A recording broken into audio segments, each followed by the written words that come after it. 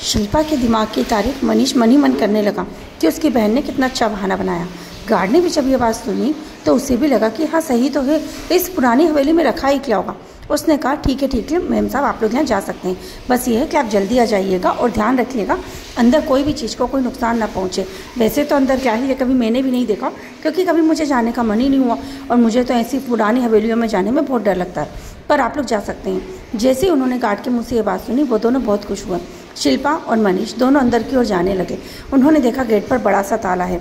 उन्हें वैसे तो हवेली को देखकर लग रहा था इतनी पुरानी हवेली है कि जिसे तो शायद एक हाथ मारेंगे तो ही वो टूट जाएगी, पर फिर भी वो ताला इतना भारी भरकम था कि उस ताले को देखकर ऐसा लग रहा था कि उसे तोड़ पाना बहुत ही मुश्किल है। उन्होंने गार्ड से पूछा, भैया देखिए ना आपके पास यदि कोई चाबी हो। गार्ड ने कहा, मैंने आपको पहले ही बताया था ना, यहाँ की कोई चाबियाँ हैं ही नहीं। अब मैं चलिए रुकिए, मैं देखता हूँ ज़रा कुछ। उसके बाद वो गार्ड अपने एक पास में पड़े हुए टेबल की ड्रॉर वगैरह चेक करने लगा। उसने देखा वहाँ चाबियों का एक बड़ा सा गुच्छा था, उसमें कम से कम 150-200 चाबियाँ होंगी। उस चाबियों को के गुच्छे को देखकर गार्ड ने कहा, ये देखिए साहब, हो सकता है इनमें से कोई चाबी हो, हमें तो मालूम नहीं, हम तो आज पहली बार इस ड्रॉर को खोल के देख रहे हैं।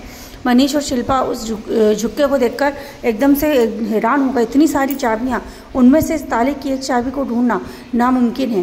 खैर उन्होंने सोचा कि नहीं, ये मुश्किल है, पर नामुमकिन तो नहीं हो सकता ना, हम एक एक चाबी से ट्राई करेंगे और हम फटाफट कोशिश करेंगे कि हमें मिल सके। उन्होंने पहले तो ये कोशिश की कि उस ताले पे लिखा हुआ नाम वगैरह कुछ हो तो वो पढ़ सकें ताकि उसी से उसकी की को पहचान सकें, पर उस पर कुछ भी देख पाना नामुमकिन था।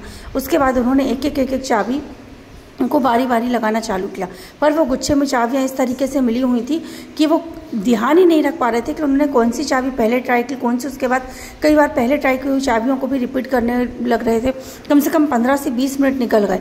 यहाँ से उन्हें जल्दी भी निकलना था क्योंकि शाम हो रही थी और उन्हें पता भी नहीं था अंदर लाइटें वगैरह भी हैं कि नहीं। अंदर इतने अंधेरे में जा पाना कुछ समझ में नहीं आ रहा था। उन्हें पहले ये चीज़ के बारे में मालूम भी नहीं था, नहीं तो वो एक टॉर्च ही रख लेते। उन्होंने गार्ड से पूछा, क्या भैया आपके पास कोई टॉर्च वगैरह कुछ है? गार्ड ने कहा, हाँ मैम साहब, मेरे पास टॉर्च है, मैं आपको दे देता हूँ। उन्होंने टॉर्च दी। उसके बाद मनीष को एक आइडिया आया। मनीष ने वहीं पड़ी हुई चाक के टुकड़ों में से एक चौक उठाई और अब वो जिस की को चेक करते जा रहे थे उस की पर चौक से निशान लगाते जा रहे थे। कम से कम 50 की चेक करने के बाद आखिर उन्हें उस ताले की चाबी मिली गई और उन्होंने ताला खोला। ताला खोलते से ही उन्होंने जैसे गेट खोला, उन्होंने देखा मकड़ियों का जाला इतना भयंकर तरीके से था कि उनका अंदर एक कदम भी रखना नामुमकिन था। शिल्पा को एकदम से चक्कर आने लगे और खांसी चलने लगी। मनीष ने कहा, देखो शिल्पा, क्या हमें जाना जरूर है?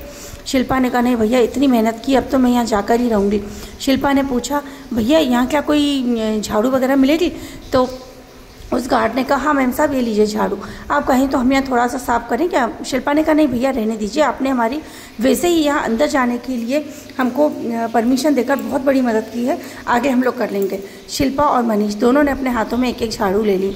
शिल्पा ने अपने दुपट्टे से अपना मुँह कवर कर लिया और मनीष ने भी हैंकी से अपने मुँह को बांध लिया क्योंकि वहाँ पर इतनी धूल, इतने जाले थे कि उनके लिए वहाँ रह पाना नामुमकिन सा हो रहा था।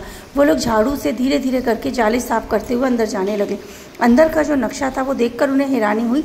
इतना पुराना महल कि यहाँ पर हर चीज़ को हाथ लगाने से टूट रही है, लेकिन गेट इतना भारी भरकम और इतना भारी भरकम ताला, ये कैसे हो सकता है? मतलब इतनी पुरानी दीवारें लेकिन गेट इतना बड़ा।